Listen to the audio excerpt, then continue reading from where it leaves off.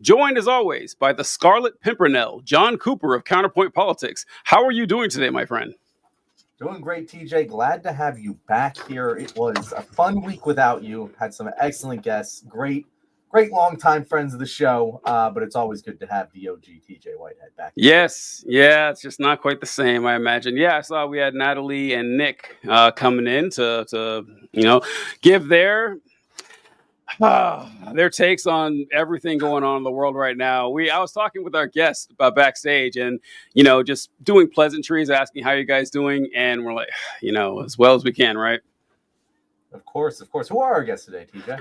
Our guests are the Head in the Office boys, Jeremy and Gage, and I got a little clip from them. So if you guys aren't familiar with them, let's see what they have to offer. I find these guys quite enjoyable. There's no recognition by the American electorate, certainly by like conservative politicians, that there is a such thing as the common interest. Yeah. And I think it's within the common interest that everybody is healthy, not just because like I want to be healthy, like for selfish reasons because it feels good to be healthy, but because society is better on the whole when everyone has access to the healthcare that they need to get up and go to work in the morning. There's of course the moral argument that I think everybody deserves to live a healthy and happy life and shouldn't be paywalled from getting access to the care that they need. But there's also like an economic and a social argument for the health of society to give everybody access to healthcare. There is a such thing as the common interest in the fact that we've allowed both, politicians on the left and the right have allowed us to devolve to this point where all that matters is the individual interest. I think is just toxic to a nation. Rugged individualism is just like a cancer on this country. I swear to God, everybody just walks around thinking, oh, if I get mine, that's all that matters. Not understanding that other people getting theirs will help you get yours. Yeah. We live in a society, if you will. And like there's conditions that apply to us equally, right? It's why like something like the Clean Water Act is important. Sure, you're paying into a system where you don't really see what happens to your tax money, but the fact that you have clean water and your neighbor has clean water is because there's a recognized common interest. It's the same thing for healthcare. All right, let's without further ado, let's bring these boys to the stage. Gage and Jeremy, how are you doing today, guys? What's going on? What a wonderful clip right there, if I do say so myself. Oh, John. Okay, thank you, John. Yeah, so what you guys mentioned... We've not done the setup for 4 people, TJ. Yes, this is the graphic today. Believe me, I'm familiar with technical difficulties. We're learning on the go. Yeah, that was a really good clip. And Gage, you mentioned something that we live in a society, which is which oddly enough, people don't seem to grasp this idea. And I don't know why that's so complex for them. They only grasp like we live in a society in the context of like the Joker movie and becoming like more individual, as if society is this thing that oppresses people and they exist outside of, rather than something they live within and interact with people in all the time, literally every second of your life. I like the analogy that conservatives, this usually applies to libertarians, you apply to conservatives too, but they're like house cats. They're fiercely confident in their own independence while having every single thing taken care of them in their lives. It is crazy. See, it's great to have you guys back on. You guys are our guests that we've been wanting to have back on for like ever. Like we always mention, who should we reach out to? And we're like, oh, what about Head in the Office guys? And it's good to see you guys again. No, it's great to be back. It's great to be back. Yeah, it's great to be back in the chat. That bangs. Absolutely. That bangs. Glad to be here. Yeah, we definitely have some fans in the chat. I like Moss here. Best white boys out of mid-Michigan. That's That's what I'm saying. We're the only two to get it going crazy out of Southeast Michigan. Best white boys out of mid-Michigan. I didn't realize there was a competition. I didn't know that was up for grabs somewhere. The white boy competition in mid-Michigan, I imagine, is quite intense. I imagine it's wicked out here. It's wicked out here. The Midwest is quite a lot of us, so we got to make ourselves stand out. That is fantastic shit. So, you guys mentioned the healthcare thing, and I found a clip. I don't know if you guys remember Duck Dynasty. Do any of you guys remember that show? Yes. Okay. All right. So I don't know if any of you guys have seen this, but I found a clip from one of the Duck Dynasty guys, and I always love listening to these guys, not because what they have to say is interesting or important, but because it's insane. It's always nuts. And I found this random clip of them from Fox News, and I wanted to share it if you guys would permit. Let's see what one of the Roberts guys has to say. Contrary to what Kamala Harris said, she says, elect me and everything's free. Look, everybody can have their own health care. The government's going to finance the whole thing. It's not going to cost but $30 trillion. I'm offering you the greatest deal you ever had. Elect me, and everything will be free. But she's saying that other people who've been getting away with financial murder will pay for it, the rich. What I'm saying is that... Before we continue, can any of you guys tell me one time we heard Kamala Harris say that? Man, I wish.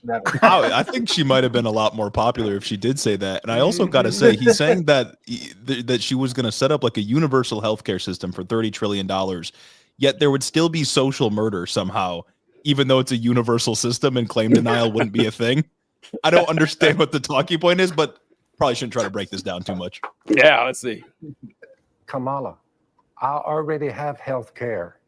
It's given to me by God, eternal health care. I'm guaranteed to be raised from the dead. I have life and immortality given to me by God through Jesus Christ. People get sick on earth in their human form. So you advise... The temporary reprieve is not worth it. I'm telling her I have eternal health care and it's free. Doctors can give you a little temporary reprieve, but they cannot save you from physical death. The doctors who treat you, they die too. But you're not dismissing that people need health care, right? It's just I didn't have health care for 50 years, and someone says, now I'm rich and famous. So I said, Miss Kay, you can buy every kind of insurance known to man if you want to. Well, but I never needed it for 50 years. So there you go. Well, it's done you some good here. All right, John. John, as our resident Catholic apologist here, I'd like you to address what Mr. Robertson had to say there. So, funny thing is that when most millionaires like do the whole shtick of like, oh, well, you don't really need this, or, oh, God will provide. And you're like, bro, you're worth millions of dollars. You're getting the best shit. You can't be saying this. I actually do believe Phil Robinson that he hasn't been to a doctor in 50 years. Like, I genuinely believe that man practices what he preaches. It's stupid, but I believe he's genuinely that stupid. Gage, what do you think? We'll go to you first. Man, that's so gas. That's just like the target right there. I feel like they're really playing to their base, and it seems like he even caught the host off guard with that one, because that's just what a rant. What a rant. Kamala's dangling free healthcare. Oh no, what a sin over the American populace. Wow, we don't need healthcare. You don't need to worry about your brother. We'll transcend. When the host was like, but you do need Right. Doctors here on Earth. No, brother, they die too. They die too. That's just the ultimate end all be. Eventually we're all dust. You know what I'm saying? We all live on a floating rock. Bro just did that, but like conservative coded. You're with your annoying friend on the patio on a Friday night, brother. We live on a rock. Yeah, Christ. Yeah, Jeremy, what are your thoughts seeing that one? I mean, it's like survivorship bias, right? Like maybe he hasn't been to a doctor his whole life, but like that doesn't mean that other people don't need it, obviously. Also, it's like very death culty. Like you'll get healthcare in the afterlife. You just have to die first. I don't know about that. Yeah. How's that going to sell in middle America? It will. It will. It will. Yeah, you're right. You're right. It 100% will. That Shane Gillis has a bit on this, I think, where he talks about how it's really impressive that healthcare companies have convinced Americans to think that it's gay or something to get healthcare or for free from the government, that they look down on it. Oh, what are you, like? What am I, a coward? I want to get sick and face it myself. I don't need some sissy doctor taking care of me. Or the flip side of that coin is God will take care of me. And if he doesn't, I'll be in heaven anyway. What does it matter? Actually, I'm sure you guys have all said this too. This is actually one of the more pernicious elements of religion, and how if you take your religion seriously, eventually you will come to a conclusion like that. Well, most religions that we're familiar with, at least. I'm sure there's some that it doesn't apply. But why would you care about global warming? God's going to destroy the earth anyway. Like, why would you care about any issues that are affecting people? Because it's all going to be solved in heaven, and we need to do what God says. I think it is literally death culty, because it doesn't value the human experience. It values the commands given by a divine arbiter. Oh yeah. Yeah, and that's like especially prominent with evangelicals. Yep. Like we get a lot of that out of the evangelical Christians. It also is what motivates their stance on Israel. Like in their beliefs, they want Jewish people in the Holy Land because they think that's when the rapture happens. That's why they support Israel. That's why we have such like a high amount of Christian support in the U.S. Zionism. It's crazy. Well, oh no, John. I was muted, sorry. But that is part of Zionism. Like, you'd be shocked if you go back to like the origination of Zionism, how many of them were literal fucking anti-Semites. Like, they were just like, yeah, we want to take all the Jews and move them over there. That sounds great to us. It sounds great. We'll put them on this land without a people for a people without a land. There were people like that were making arguments like in like various European governments that were like yes, Churchill, we should support Zionism because all the Jews are going to go to the Middle East and the Muslims are going to kill them all. Like that is the stated. You can go back in documents and read this. I'm not making it up. Like, this is legitimately what people thought, and it reflects exactly what you're saying today. Of oh yeah, we're going to support this. Just send the Jews over there and we get our rapture. Like, win-win. I think the best argument we can make for how the Zionist movement was steeped in anti-Semitism is essentially this. Because if you think about it, like the reason that a lot of Americans do reflexively, or at least have reflexively supported Israel in the past, is because they recognize the horrors and the bigotry of Nazi Germany in the 1930s. It's like, okay, this is bad. It's we need to make a safe haven for these people so they aren't persecuted. Understandable. Absolutely got it. However, why there? Like, why there? Like, because there's some tie from 3,000 years ago. The nation of Israel hasn't existed since, I think, 586 BC or something like that. And honestly, if you think about it, what should have happened after World War II, we've mentioned on the show, that they should have given them Germany. That's what should have happened. That after the World War II ended, like, okay, listen, Germany, you guys showed, you played your cards here. You lose the country. Now it's a Jewish state. And they didn't want that because because of the anti-Semitism in Europe, they didn't want the Jewish people there. They wanted them gone. But that would have solved a lot of problems, I think. I think that if we'd have got that taken care of, it would have been fine. Yeah, it would have been maybe an investment in the future, considering what's happening right now and what's been happening for a while. I agree. I do want to say thank you to the word of Microsoft here, $5 donation, saying Christian nationalism is a death cult with a breeding kink. Hell yeah, that's pretty much exactly what it is. I like that. I also want to say we have a lot of people in the comments here. I imagine they're joining from the Head in the Office show. Lots of fans over there. So going to tell you guys, shout out word. If you like if you like Head in the Office, I imagine you're going to like the Left Wing. It's pretty similar style of content. Yes, sir. Yes, sir. Shout out word of Microsoft. Just gave them a shout out earlier too. Yeah. This is our Q&A show, so if you guys have any questions for us, make sure to drop them in the comments. We always want to answer. With 4 people, it might be a little bit harder, but we'll definitely try and get to it. What have you guys, Jeremy and Gage, what have you guys been, what's been on your mind recently? There's obviously about a million things. There's a fire hose of information every single day. Everyone kind of has their lanes that they're more focused on. What have you guys been really looking at recently? For us, a lot of it's been, at least on our show, a lot of it's been like budget talk lately because they're trying to kill people with all these Medicaid cuts. But on like the sort of liberal critique side, I've been like nonstop thinking about the abundance liberal stuff, and also the stuff we got from the New York Times recently that said the DNC's pouring like tens of millions of dollars into trying to find like the liberal Joe Rogan type thing. I think a lot of liberals are just hopelessly lost right now, and it's sad to see because they're the only like mainstream opposition we have. But it's also like, yeah, these are your ideological deficiencies. So yeah, I do want to follow up on that because you're totally right about like, don't spend tens of million dollars to learn how to relate to us and just talk to us like normal fucking people. That's what you do. Do not spend any money on figuring it out and just go have a beer and fucking talk to us. Like that, it's not that hard. If you're spending that much money, you're doing it wrong. Also, the left wing Joe Rogan already exists. It's fucking Bill Burr. We all know that. I want to hear your take on the abundance thing because I haven't read the book. I haven't delved too much into the discourse. I seem to hear leftists in general are anti-abundance, and I don't quite get it because what I have heard from it seems to make a lot of sense. Let's deregulate things that are causing us to not build housing so we get more and more of everything. I heard Ezra Klein describe it as a spiritual successor to fully automated luxury communism, which is a book I have read and do like. And it seemed like he was repackaging a lot of the ideas in that book for a more liberal, moderate audience. That's the impression I got just from listening to interviews and everything, but I haven't read the book. But I also haven't quite understood the substantive critique. So I would love to hear just like your thoughts on that entire drama. I think the abundance guys are a lot less insidious than, the centrist types that try to associate themselves with the left wing, or certainly like the Republican Party, right? Like these guys aren't fascists that are trying to destroy the country. I just think that their critique, I think a lot of their policy prescriptions are good, but the issue for me is that they try to sell it as a paradigm shift. And, changing zoning laws is a good idea, or maybe rolling back some red tape and regulations so we could more easily make solar panels and, move green energy around. Like that's a good idea. And that stuff is absolutely necessary.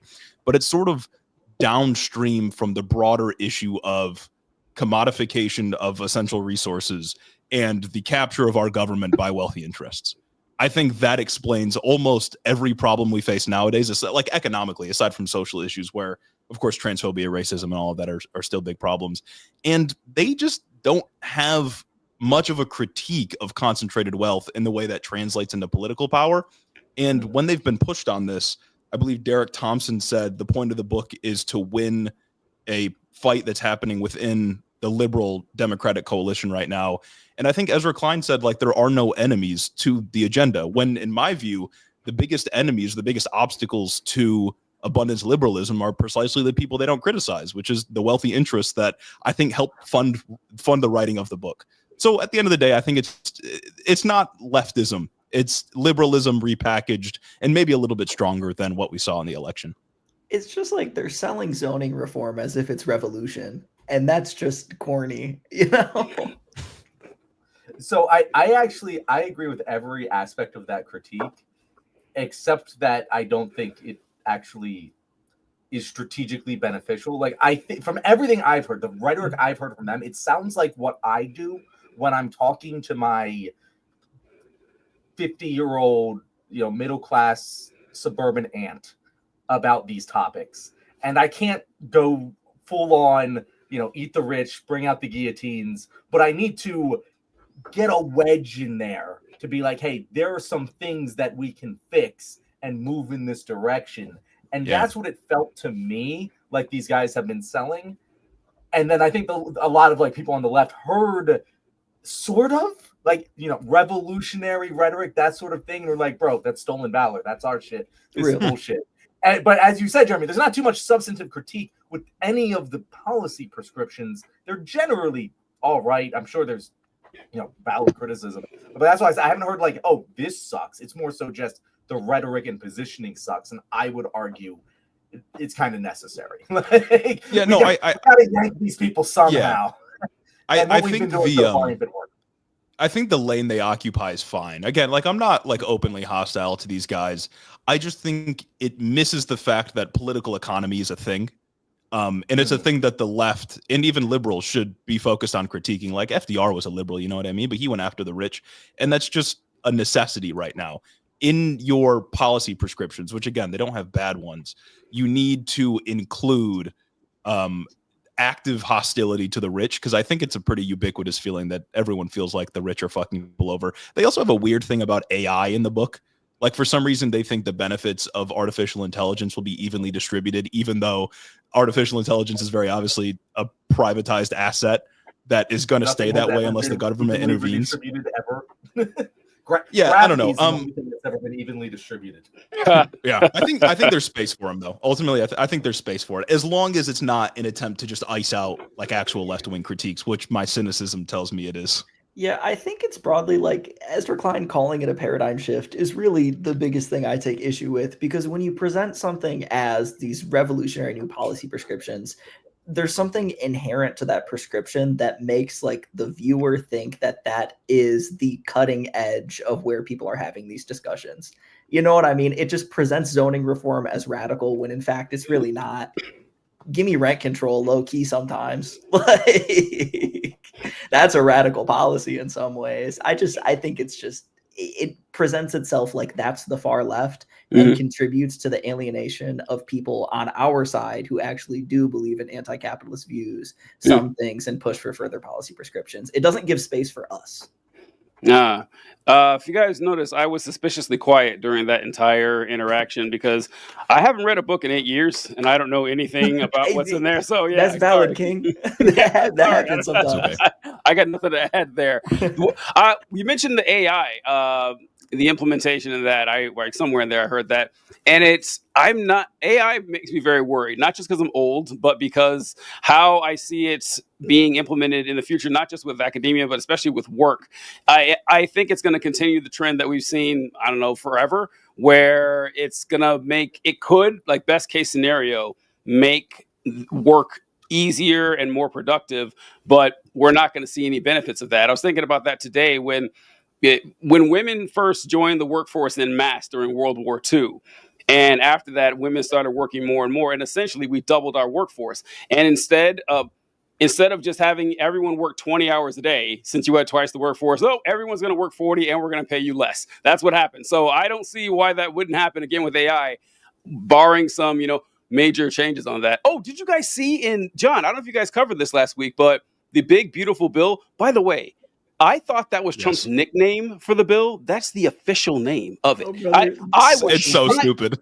I could not believe it. It's called the One Big Beautiful Bill Act. Yep. I was reading an article on CNN or something, and it was actually abbreviated OBBBA or something.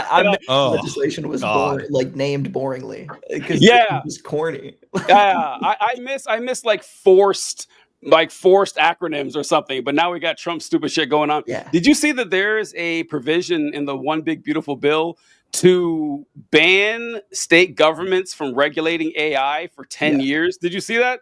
Yeah, that was a big thing that we talked about on our show because not enough people are talking about it. That's just why. Why?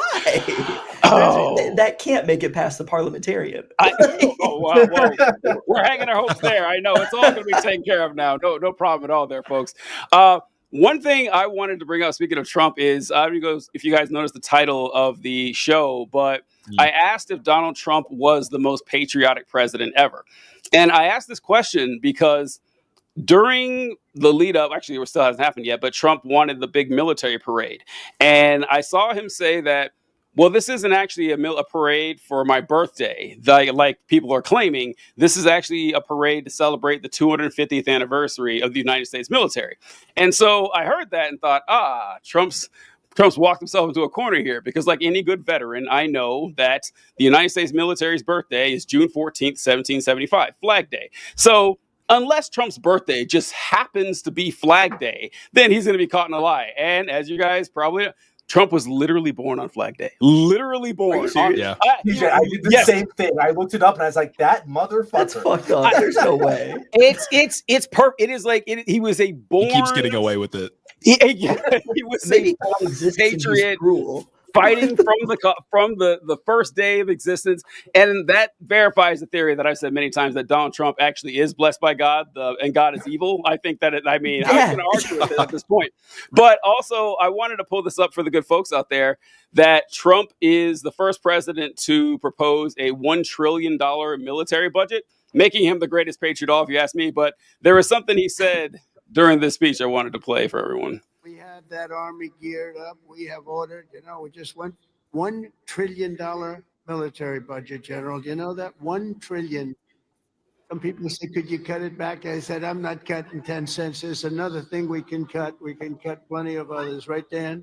We can cut plenty of other things. And you have a good man in Dan, too, General. I think you're going to find that. It's a very different warfare out there today. Now they've introduced a thing called drone.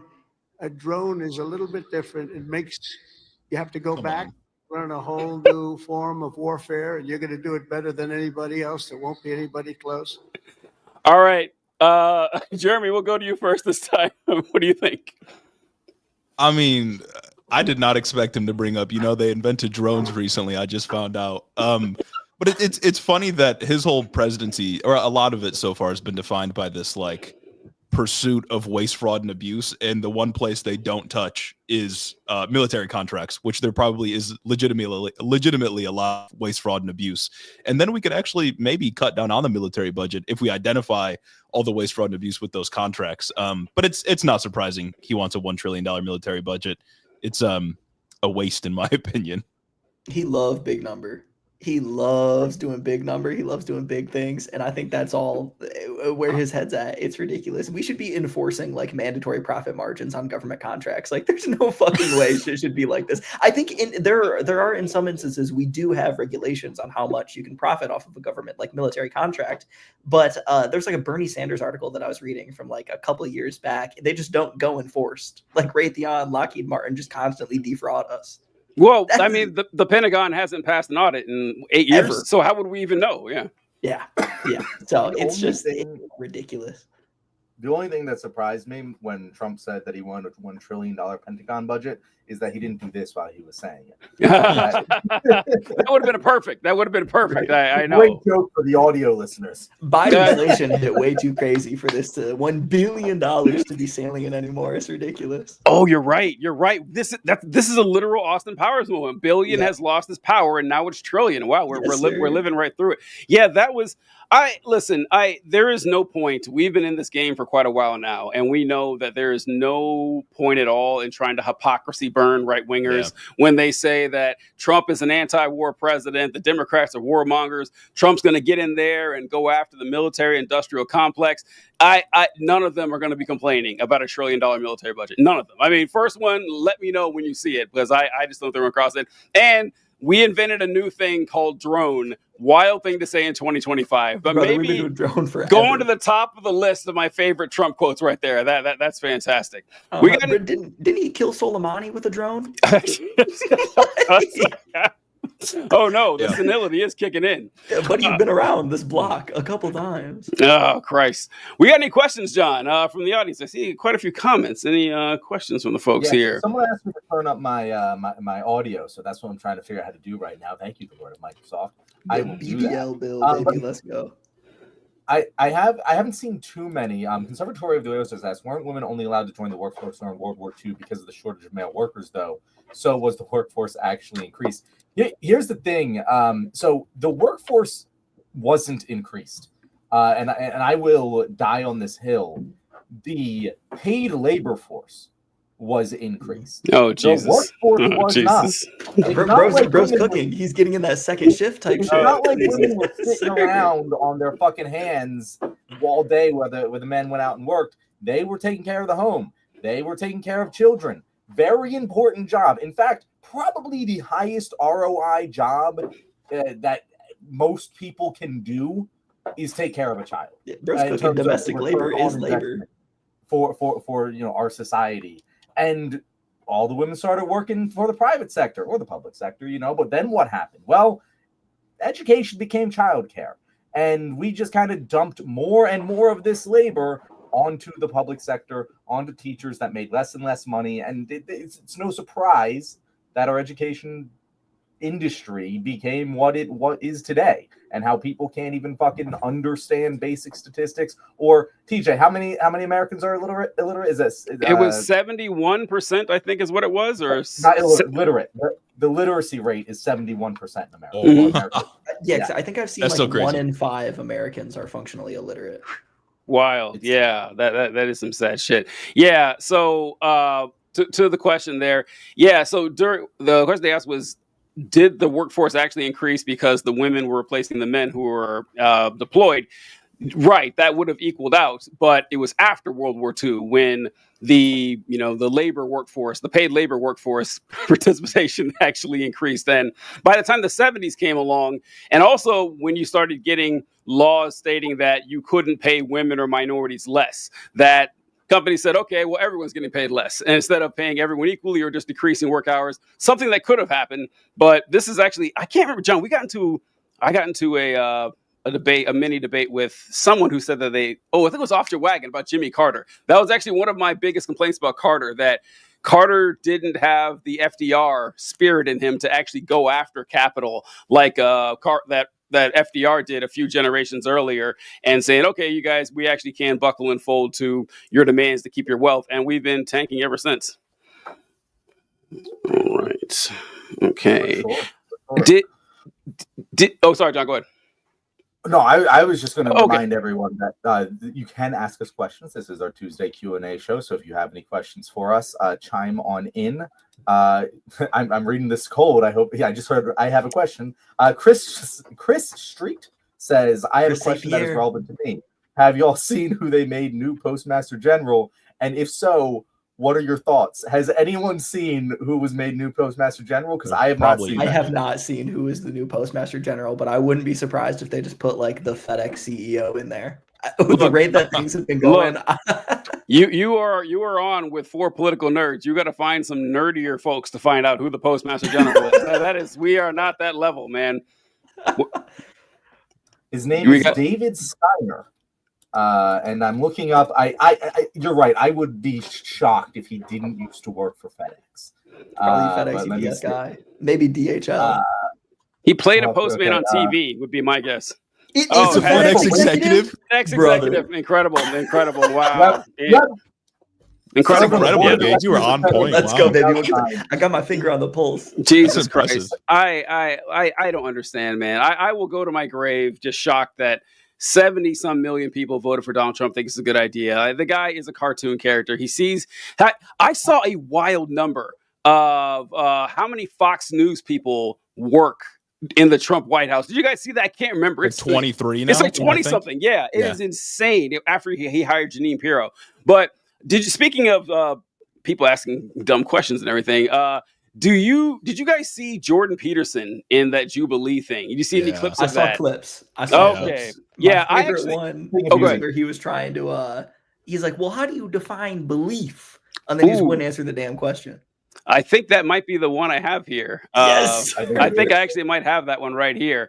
Yeah, I actually have a hard time watching Jubilee. I just it's really difficult because I don't know. Well, fuck it. Here, let's play the clip here. I think this is the one that Gage was discussing. Why is that relevant? Because you go to a Catholic church, don't you? Or you've attended recently. You're interested in Catholicism, aren't you? Sure. All right. Are you familiar with their doctrines? Somewhat. Okay. You're their familiar. Doctrines are very how do they deep. regard Mary? Why are you asking me that? Because you're a Christian. You say that. I haven't claimed that. Oh, what is this? Is this Christians versus atheists? I don't know. You don't know where you are right now. Don't be a smartass. Well, and I mean either you're a Christian or you're not. To you if you're a smartass. Oh, either you're a Christian or you're not. Which one is it? I could be either of them, but I don't have to tell you. You don't have to tell me. I was under the impression I was invited to talk to a Christian. Am I not talking to a Christian? No, you were invited to. I think everyone should look at the title of the YouTube channel. You're probably in the wrong YouTube video. You're really quite something. You are. Aren't I? But you're really quite nothing, right? You're not a Christian. Okay, I'm done with him. All right. For somebody who endlessly critiques postmodernism and whatnot, he constantly exists in the in-betweens. He will not answer a goddamn question, and he will just continue to play semantics anytime he's getting pressed.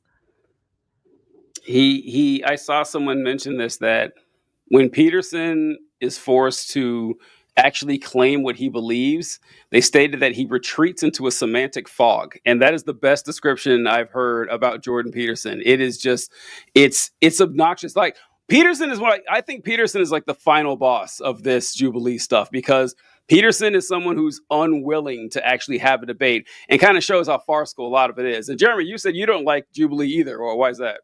I think the content is like the peak of slop. I can't stand like the debate farming stuff, and especially when they have like a liberal or liberal coded person in the Surrounded video, and they invite like, I swear, like Hitler Youth Nazi people to come and debate them. Like, I think they had like an LGBTQ activist recently, and the people they had on were just like the most diabolical people you can imagine. And I think it's bad for society. I think the Jubilee videos are harmful overall to the discourse, and very clearly not representative. In the Sam Cedar video, they had that one chick that was arguing for xenophobic nationalism. She said, no, that's a great thing. That's a good thing. And then she went on again to argue against an LGBTQ activist to say that, like, no, you can't have bus sex. Brother. She was arguing about like fecal incontinence as a means to say that gay people should be able to love each other. Like, what are we talking about? No. Yeah. And the whole premise of the Surrounded thing is that like you run up there, and then the rest of the 20 people can vote you off if you're like performing poorly.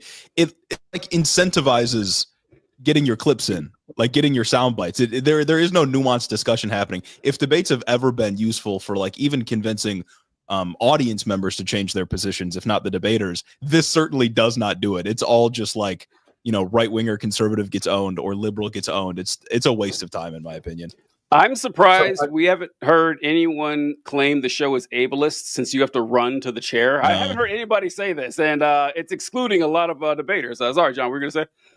So I'm going to take the devil's advocate position here. Of course. Because, Jeremy, I agree that it's slop. It's fucking slop. But on the scale of slop, it's some of the best slop we got. Like, I would rather people be mindlessly watching this than mindlessly watching, like, random AI gen shit. Like, in terms of political slop content, it is of the higher tier. And to me, demonstrates a demand for more of this kind of shit that might actually be good. Like, we haven't had a political debate mainstream show since Crossfire back in the day. And I think there's real demand for it. And I think Jubilee's, because Jubilee isn't like good at what they do, right? Like they're not putting together, clearly they're not putting together the best content, but it's consistently catching fire and starting conversations online, partially because, they're looking for the clip slop thing. But I think it's generally a good thing. I don't know. Like I would say it is on the good side of content machines these days. And at least it isn't like pushing a specific agenda. I think that it does end up pushing a specific agenda in like more like kind of like insidious ways too. I'm especially thinking of like the old middle ground videos back before they got this new format, whatnot. I remember explicitly in like back when I was in like high school, they had like one video that was like cops versus convicted criminals. Can they find middle ground? And it's presented just constantly in the centrist framework where the institutional bias is clearly towards the cops when they're talking to people who just got out of prison. You know what I mean? And it's just like something about it seems like it always just ends up skewing right wing because it refuses to take a side. And even when things are more left wing or the left wing person is owning them, like in the Sam Cedar debate, I think ultimately people just walk away feeling the same way that they felt going in, and people are watching this content for the like rage bait stuff. I think maybe there's like 20% of people in the middle that can be swayed, but I don't think the format is necessarily made to sway people. I think you are not apply to everything.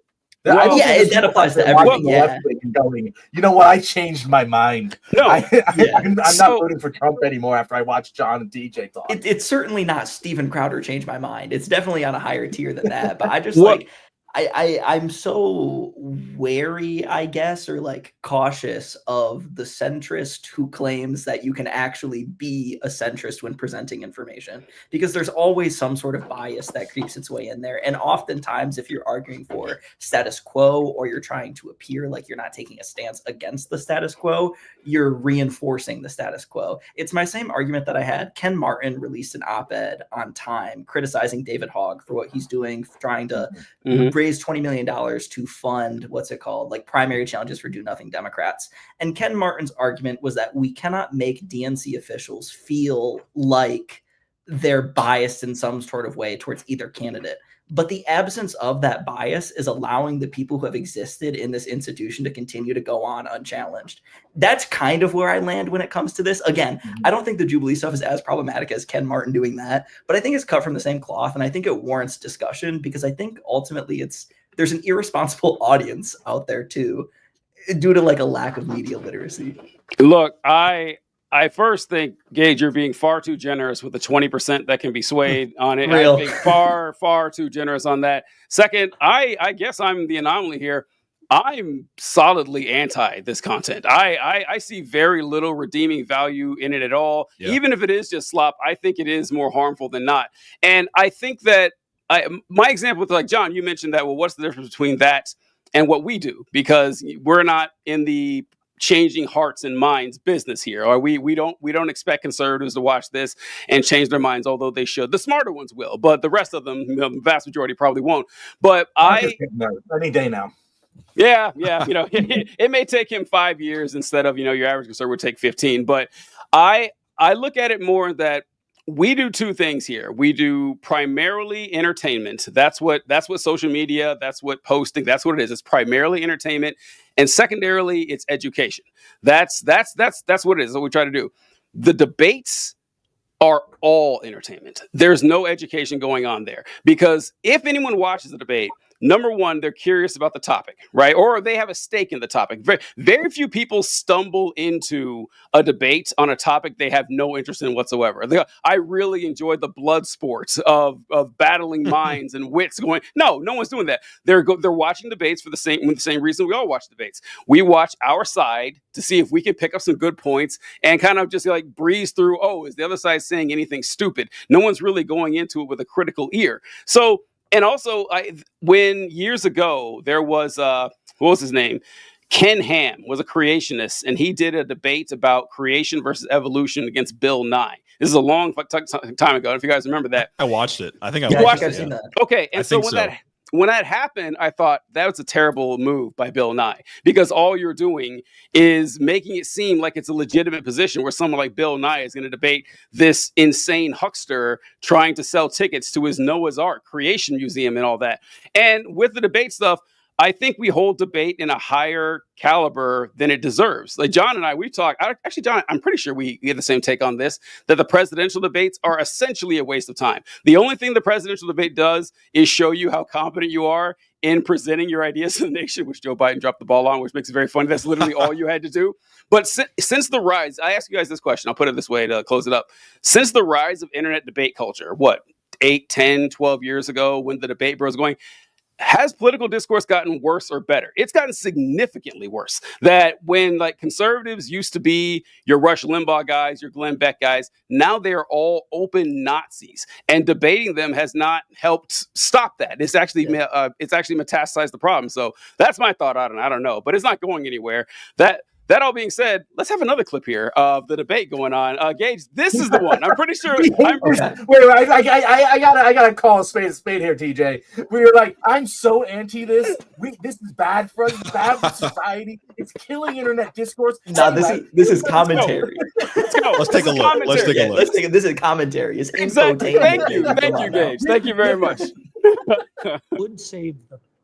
Can there ever be a circumstance logically that lying could save someone? Yeah, and if you're steeped in sin, you're likely to live in circumstances like that. I'll give you an example. If you're like in like Nazi Germany, and it is the case that there's like Jewish people in your attic and you're trying to protect them, would you lie to like the Nazis? I would have done everything I bloody well could, so I wouldn't be in that situation to begin with.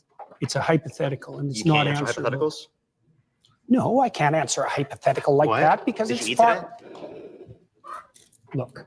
Don't play games. I'm not playing games. Yes, you are. If you present me with an intractable moral choice that's stripped of context and you back me into a corner, you're playing game. I just told you I would do everything that I could to make sure that I'm never in that situation. By the time you've got there, you've made so many mistakes that there's nothing you can do that isn't a sin. All right, John, I guess we'll go to you first. Can you let us know what sins people who were hiding the Jewish folks during the Holocaust made to get to that situation? This was my big. I thought the guy that was debating Jordan Peterson here did a excellent job of trying to remain patient as Jordan Peterson just refused to answer any question or even participate in debate. But like he should have brought that up, like that. Yeah, what mistakes did you make to have Jews in your basement? Why was that a mistake? What mistake did you make to put yourself in that position? It seems to me that the argument you're making, Jordan Peterson, is that it would be a mistake to harbor Jews from the Nazis. That is the only thing, unless he's like somehow responsible for the rise of Nazi Germany in this hypothetical, in which case also, yeah, you're right. Yeah, Jordan, you're an asshole there. And the idea, just, I know it doesn't matter. I know Jordan Peterson's never going to fucking lock himself in a position. It's what he always does. But like, bro, this isn't some random hypothetical. This isn't some like impossible thing that could never happen, stripped of context, as he claims. It's a thing that happened many times. many times throughout history in different situations, and we're giving you the specific historical context of this situation. You can read books about it. A girl named Anne Frank wrote an excellent one. You should read it. Like, it's like, this isn't like some weird hype that you're stuck in a cab and like will never happen. No, this shit happens. It's happening right now. It's going to be happening in this country more and more if we continue on the current pace. It's a clearly obvious hypothetical to be asked. Everyone should be asking themselves right now, what would you do in Nazi Germany if the Gestapo went into the war and was looking for the Jews? Like, what would you do? And people don't want to answer that question right now. I don't know why. Yeah, stripped of context when we're talking about Nazi Germany is just utterly insane. One of the most well-documented events in like human history, low key. All he's asking, would you hide the Jews? I'd never put myself in that position in the first place. What, born in Germany? Like, these are not positions that you put yourself in. These are positions that you find yourself in. And that's why it's important to be asking these hypotheticals and thinking through the morality of the situation. Jordan Peterson's a funny guy, man. And then just hitting that line, I'd never be so steeped in sin that I'd get there. Buddy never told a white lie before. No. Buddy never said he put the laundry away when he didn't. Like, that's literally where the debate goes, where he's just like, I would never tell a lie. It's like, you would never tell a lie. Really, buddy? Okay, sure. If someone had gone to your head and said, say this pen is fake, you wouldn't say this pen is fake? Yeah, no, officer, I wasn't speeding. Buddy. Yeah, he says, don't be so sure. Yeah, I agree with all that. And it's also like, he's saying you can't back me into a quarter, strip from context and demand an answer. It's like, dog, it's a hypothetical. Like, that's one of like the most basic components of debating is answering hypotheticals, because you isolate the variables and we figure out what you really believe. It's just like, and he knows that, right? Like he has a PhD, like he was teaching at a university in Canada before he got fired. So it's like, whatever. Yeah, that's true. I do have to wonder about the academic standards of Canadian professors, that they allowed this guy to be there at all. Honestly, like, good on you for firing him, but the fact that he was there in the first place does give me pause. I get really frustrated listening to Jordan Peterson. I don't know how anyone does it. There was that, what did he say that one time? When you ask, did that happen? It begs the question, what do you mean by happen? And this is just how every conversation Peterson goes. I don't know. I genuinely don't understand why Christians like him. Because as a Christian, I would find him insufferable and insulting, because he doesn't come right. Even during that interview, he refused to say he was a Christian. And he kind of, vaguely gestures towards it, that this is a good thing, but I wouldn't like him on my side. The lie question, John, Gage and Jeremy, did you guys grow up religious by any chance? I don't know. Okay. You guys, they're not going to know what we're talking about, John. But okay, so there's a story in the Bible where the Israelites find a woman named Rahab, and I think it's Jericho. And when they're going to conquer Jericho, they send in 2 spies. She hides the spies from the army and lets them out of her window. And they say, okay, thank you for saving our lives. When we come destroy the city and massacre everyone, we're not going to kill you. And a question that was popular in Christianity is, hey, was Rahab rewarded for lying? And people just try so hard to dance around this question and say, oh, well, maybe.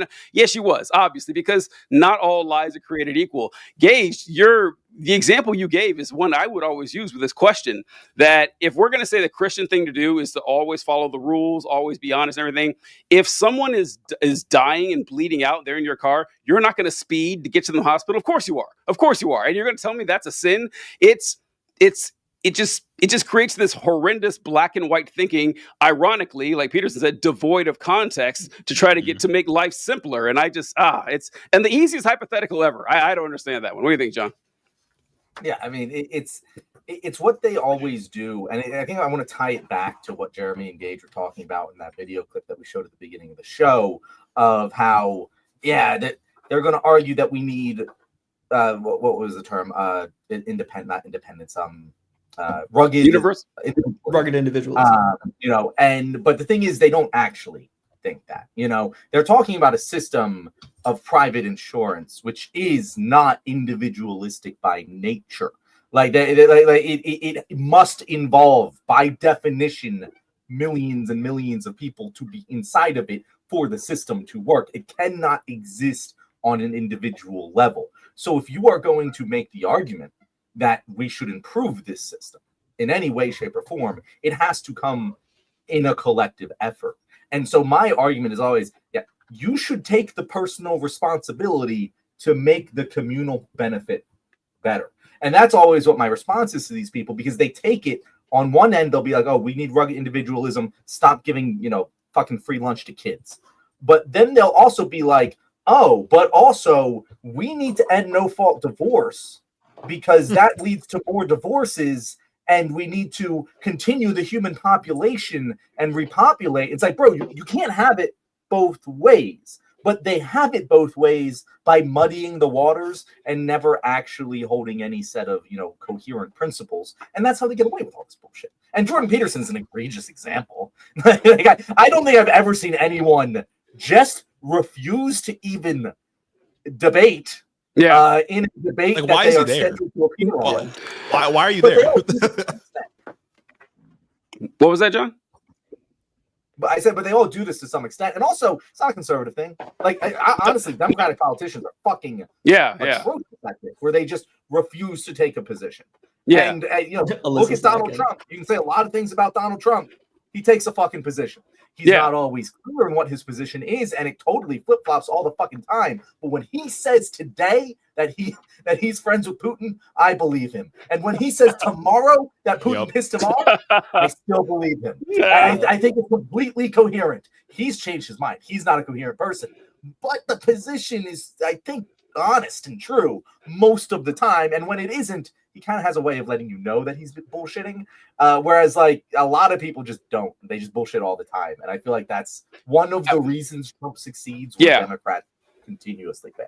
I always say that I would never describe Trump as honest, but I would describe him as genuine. And there's a significant difference there that, like, when Trump talks, when I hear your average politician, Hakeem Jeffries, well, maybe he's a bad example, but Chuck Schumer or Elizabeth Warren, when they're talking in public and making a speech, I don't think that's how they sound to their family and friends. I believe they have, Trump, yes, he sounds exactly the same on stage as he does with anyone he knows. I genuinely believe that. And so people do sense that genuine expression of who you are as an individual. Even if you are lying, they appreciate the fact that you're not trying to circumvent around how you actually feel about something, because like John said, like, we have the Democrats who just exhibit Super Saiyan 2 cowardice every single time they get on stage and talk, and it's really annoying.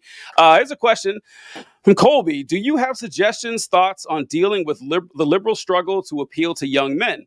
Like, how do we even combat this when stripping civil rights not meaningfully moving for when stripping civil rights is not meaningfully moving anyone? As the youngest man on this panel, I think I'm qualified to go first and answer this question here.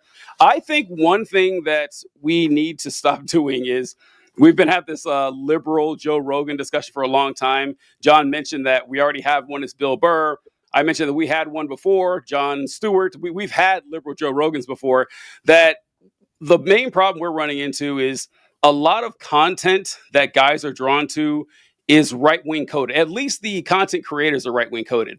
If you just want to get into working out or sports or something like that, or war documentary, like stuff that guys are into, a lot of the biggest influencers happen to be right-wing. So I think that if we want to do that, we got to start infiltrating society in ways outside of the nerd shit we do on a day-to-day basis. That's one way I think we could do it. I don't know if it'll create a liberal, because Joe Rogan isn't inherently a political talk show, right? It's just a talk show about random shit. And then he became popular and went. So I think they're going about it absolutely backwards. Jeremy, what do you think? I mean, people have been debating about this for a while. On a fundamental level, when it comes to just Democratic unpopularity, I think it, like you were saying before, it comes down to authenticity. Like, so many Democrats just will not state their beliefs because they want to poll test them or focus group them first. Yep. That shit's got to stop, because people can feel it when you don't genuinely believe in something. And when you don't actually have like a critique of like, the material conditions that people are suffering in. But when it comes to young men explicitly and like the content creation space, I mean, I think it comes down to how conservatives and Republicans will open their arms to anybody, but the DNC is very selective about who they incorporate in the coalition. Like, Hassan Piker went to the DNC. Hassan Piker, very critical of the Democratic Party, regardless of what you think about him. He gets kicked out like the second day. And that type of shit is what alienates a lot of people, because their creators they like just aren't incorporated or aren't invited at all. And that's not to say that like if a content creator or a public person is being, misogynistic or racist, that we should just like invite them in. But I think that I don't know, extending space for more people, even those that are critical of the Democratic Party, would be helpful to getting more young men in specifically. But ultimately, I think it's all downstream from the authenticity issue. I think people just look at Democrats and don't trust them. Gage, what do you think? Yeah, my biggest thing is that Joe Rogan is not a politics first streamer, or is not a politics first like podcaster. Yep. That's and to me that's the crux of the issue. Joe Rogan, like you said, he has interesting conversations. Shit, everybody used to watch Joe Rogan. I used to watch Joe Rogan while I was playing Minecraft pre-pandemic. Like, put that shit on and build my base. You know what I'm saying? And he just so happens to peer into political conversations. He had the platform, he had the influence first before he had the conservatism. And then it goes into what Jeremy's saying about how the conservative like apparatus isn't as selective as the Democrats are. They were much more willing to go on these like internet podcasts, these unserious shows, than like any sort of person who has any sway in the Democratic Party was going to. And that's how they helped capture Joe Rogan's audience and transfer it to their own. The Democrats just don't want to do that. And there needs to be a broader initiative to just making them cool. Yeah. I think and I'll add one other thing there, which is like a lot of I think more content creators than we think are funded by right-wing organizations, even if they aren't like explicitly political. Like Theo Von, for example, is fairly right-wing coded, although he shares some left-wing views on occasion. Not that long ago, he was having dinner with Jared Kushner. Mm-hmm. Like there's a lot of content creators out there that are funded by the Republican Party, or Republican or conservative sort of the apparatus. The DNC would never give money to Gage and I. We are far too critical of the Democratic Party. We're far too anti-capitalist for them to support us. And that's partially because they rely on donations from the wealthy. But it's also, I think they just aren't brave enough to do something like that. That's not to say I necessarily favor or even would accept DNC money. And I don't even necessarily know if I'd want them like astroturfing people like how the Daily Wire was. But like, there's not even an attempt on their side to build it up beyond like a couple of content creators that I assume are taking Democrat money that are, I think, kind of unbearable. And it's like, I assume we're talking about the like New York Times thing that came out talking about the initiative to give $20 million to like basically astroturf a bunch of liberals. In that New York Times article, there was a portion where it said that these consultants met in luxury hotels to talk about how they need to analyze the issue from an anthropological lens, like they were looking at like a peoples from a faraway land. Why are we exoticizing white boys? Yeah. That's really what it comes down to. It's like you fundamentally do not understand the group that you're dealing with, and the language that you're using to talk about them is so out of touch that you are never going to be able to get your finger on the pulse of what's going on down here. Me and Jeremy, and all of us here are able to step outside and see that people are not happy with the Democratic Party, see that people do not fuck with the Democratic Party. The DNC has to focus group that 250 times to come to that conclusion. John, before you give your take on this, do you remember when we did an episode going over, there were like 10 different recommendations they had for Democrats to capture the working class again? And one of them was like, we need to send Democratic operatives to tailgates and gun shows. Oh, Jesus Christ, dog. That's terrible. Right, that's what we said too. Yes. Look, if you don't already do that shit, you're going to stick out like a sore thumb. It'll be the hello, fellow kids type of moment. You will be mocked and laughed. That will do more harm than good. But of course, the Democrats thought of that idea. If they just talk about taxing the rich and like going after the wealthy, and people that are at tailgates will join your political project, and then you don't need to send operatives there. Like, sorry, go ahead. That's the thing. That's the thing. And again, we'll get back. It'll always circle back to this. They do not want to give up control. Mm-hmm. The Republicans, the GOP, when they lost in 2012, they did a lot of soul searching, and they went, well, fuck. There's no path forward. Everyone hates us. We are going to lose. We need to give part of our power to this Tea Party thing that's coming up. and getting a lot of real energy from a lot of young people. And what happened is those people took over the party. Like, those people took over the party. Was it bad for the entrenched powers that be within the GOP? Yes, it was. Was it good for the Republican Party? Look at what power they have now and tell me it wasn't. Yeah. Like, it's pretty clear and obvious, but they would rather not have power in the government than not have power in the party. And that can pretty much explain most of their decisions. The funny thing is, we brought up a guy on this show earlier who is liberal. I don't know exactly how far left he is, but I'd wager he's closer to us than he is Joe Biden, who is absolutely beloved by young men, by middle-aged men, and by white men in particular, and who's actually like an expert at coding left-wing messages in a way that conservatives will not only, it gets past their radar, they don't notice it, but they agree with it when they hear it because they didn't notice that it was a left-wing coded message. You guys know who I'm referring to here? Are you talking about Bill Burr again? Gotta be Bill Burr. No, I'm not. No, not Bill Burr. I mean, Bill Burr does a good job of it, don't get me wrong, but he's a little past his prime. Shane Gillis is that guy right now. He's that dude. Like, he is probably the highest billed comedian at this current moment in time. I don't think anyone would really argue with that. And if you listen to him talk about political topics, you don't need to spend $10 million. Just watch him talk about it. And he does an excellent job of messaging these things without the eat the rich internet leftist vibes that immediately, raise people's bullshit detectors and don't let them listen to it, as well as the liberal wine mom vibes that, the moderate liberals tend to come with. And he just says it like it is. It's not that difficult if you just let the people who speak naturally like that have power. But they don't want to, because the people who speak naturally like that are a threat to them. Yeah. Like, Gillis is an interesting character because he hangs out like the Theo Vons and the Joe Rogans and everything. He's in that crowd and they're all deep in Trump's pocket. And Gillis said, I remember him saying, no, I didn't vote for Trump. I actually don't like him. I remember, but you would guess that based on how he speaks and how he looks, that he would be a Trump supporter. So Trojan horses like that. And honestly, Trojan horse is incorrect. Like, a lot of normal guys would fit into the not Trump supporters, and you wouldn't know it. And we need to, make use of that. And what I write down here, Theo Von again. You think, Jeremy, you mentioned that the Republicans will pay a lot for folks like Theo Von or Jared Kushner. Hey, let's give you some money and make this work. That would be a lot harder on our side. And I struggle to put this delicately, but folks like that, like folks who are like default conservative, like Theo Von, they're kind of idiots, right? Like Theo Von doesn't know when he doesn't know. He's like, okay, this Kushner guy's gonna give me a bunch of money. I'll just take it to keep saying the same shit. He probably doesn't even know what he's talking about. That'd be a lot harder to find someone on the left side doing anything like that.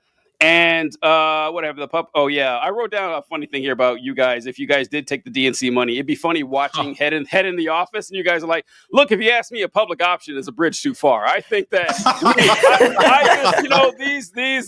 these insurance companies, they got to feed their families. What are we gonna do here? And you'll lose a lot of jobs if you get rid of the private insurance. Exactly. Yeah, right. Yeah. I don't want to put for someone else's health. Bill Clinton was a pretty good president. Yeah, right. Yeah. All right, so a question here. How do you guys manage putting out content without rage baiting clips? I can't read today. How do you guys manage putting out content without the rage baiting for clips epidemic? Like, where's the balance because the news itself is so crazy? I do rage bait. I was going to say, I think we do that a little bit, yeah. I think there's a little bit of rage bait. I think we're better about it than a lot of other creators. I will say a lot of our content is nuanced. It's just got a little hook in there, you know what I'm saying, to get a little bit of views. I think not intentionally rage baiting just comes down to being authentic, because when I think of content that's like genuinely rage bait, it's content that's always like on the precipice of what's breaking, and it's the most high energy thing, and you can kind of feel an inauthenticity raging out of it, but it's like so just in your face that you can't really ignore it. And I mean, there have been times where we've got to a story like 10 days late and it's still been relevant because I think we bring a decent discussion to it. Yeah, and I think at least for our kind of content, like sometimes we'll rage bait in the shorter form stuff, or just like put something, I don't know, shocking or brazen up at the front of the clip or something like that. But like, I feel like the rage baity stuff it's good for building an audience, and a lot of people get a lot of money off of it, but it's not good at building the kind of audience that we want, that like thinks through things and has thoughtful things to say and actually sits and listens to us break down why like Medicaid funding to states is important for X, Y, and Z. You know what I mean? Because we get very much in the weeds. So it's not the kind of stuff I'd want to make. Maybe we'd have more money if we did make it, though. Yeah, I don't know. There's a lot of creators that get a high follower count off of doing a lot of rage baity content and just producing like a really high volume of things. But I think that a lot of that stuff is low engagement. You guys are in this too. You know about, like, you look at your videos, you see how many comments you get, you see the likes, you see the ratios with how many views it gets. I much prefer having a more higher engagement audience, even if it's less views, less followers overall, because those are people that you can drive to other things that you may want to drive them to, like maybe ballot petitions that are going to be going on next year, or even fundraisers like last year. And we did the PCRF fundraiser. We were able to raise like a solid amount of money because I think we've done the work to cultivate like a decent audience that cares. So I'm gonna answer this kind of like Bruce Banner. How do you stop yourself from getting angry? I'm always angry. I don't intentionally rage bait. People just get mad at me. There's it kind of a difference in some rage bait content too. Of my authentic content, and I will admit sometimes I will, especially like short form, like threads. I will word something in a way that is intentionally driving conflict in the comments, and I know I'm doing that, but the position I'm taking is entirely authentic. I'm fighting the rage because I stake my ground on this. I'm wording it in order to piss you off, but I do genuinely authentically believe the position I am taking and want to engage with it, and I'm using the bait as a way of bringing more people in. I think that's the way you toe the line. I rarely will I say good things about Matt Walsh, but Matt Walsh does this excellently. He's probably the best rage baiter there is because he authentically generational talent. Generational talent. I did generational talent. Generational talent. Like, he's great at it. The way he baits rage is excellent, but he authentically believes the insane things that he's posting, and that's what makes it work. I don't want to put any ideas out into the universe, but Matt Walsh is so good at the rage baiting. I often think of ways that he could, and just to see if he could. One of them I came up with is I'm waiting for the day for Matt Walsh to tweet out, "Black people are animals." Just straight up, just say that, and then when people he basically does. And then when people get mad, say, "Well, listen, all humans are animals, right? What are you upset about? Are you denying the biological reality that all humans are animals?" That is something that shit. That is exactly something which is right, and it's like, god damn. But I guess a lot of people don't have, I hate to say the courage, that's the wrong word, but the psychopathy to do something like that. But Matt Walsh just, he's a great example of what you can do to gain the whole world, lose your own soul. Nah, Matt Walsh almost got there when the Carmelo Anthony Austin Metcalf situation was happening. Like, I want to say like 3 weeks ago. I think the tweet that put me on to like what happened there was a Matt Walsh tweet talking about how like you see a headline like this and you know exactly what person did what, and it's like, brother,